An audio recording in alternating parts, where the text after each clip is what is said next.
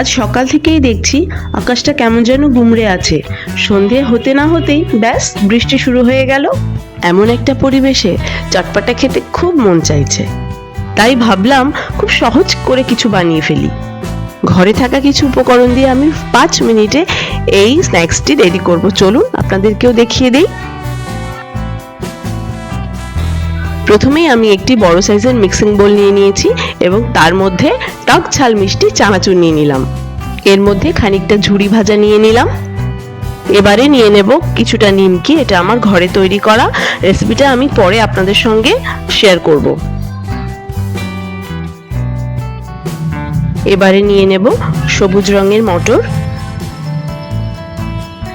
তারপরে কিছুটা চিনি বাদামও নিয়ে নেব।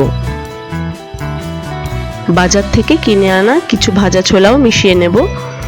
আমার ফ্রিজে একটি আলু বয়েল করা ছিল, সেটাকে আমি ছোট ছোট করে টুকরো করে এর মধ্যে মিশিয়ে দেব।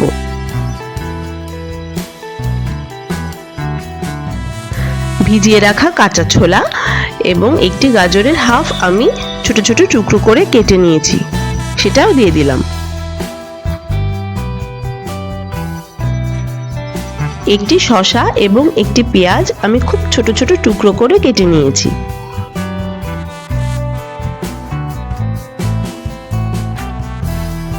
এবারে দিয়ে দেব একটা টমেটো ছোট করে কাটা এবং সঙ্গে কিছুটা মটরশুঁটি। দুটো সবুজ লঙ্কা এবং একটি লাল লঙ্কা আমি খুব ছোট ছোট টুকরো করে কেটে নিয়েছি। এটা পেঁয়াজ গাছে যে সাদা অংশটা থাকে সেটা, এটা আমার খুব পছন্দের একটি খাবার। তারপরে নিয়ে নিলাম খুব ছোট ছোট করে কুচিয়ে রাখা ধনেপাতা, সঙ্গে নিলাম বিট নুন এবং খুব সামান্য পরিমাণ চাট মশলা, জিরে ধনে শুকনো লঙ্কা রোস্টেড মশলা।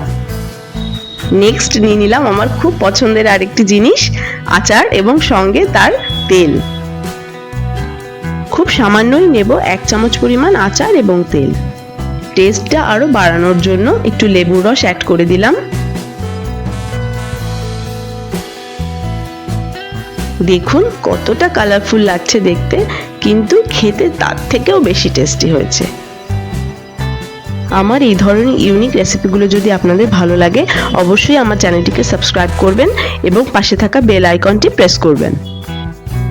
বৃষ্টিমুখর সন্ধে সঙ্গে এই টেস্টি টেস্টি স্ন্যাক্স, আর তার সঙ্গে উপরি পাওনা গরম গরম এই পেঁয়াজু।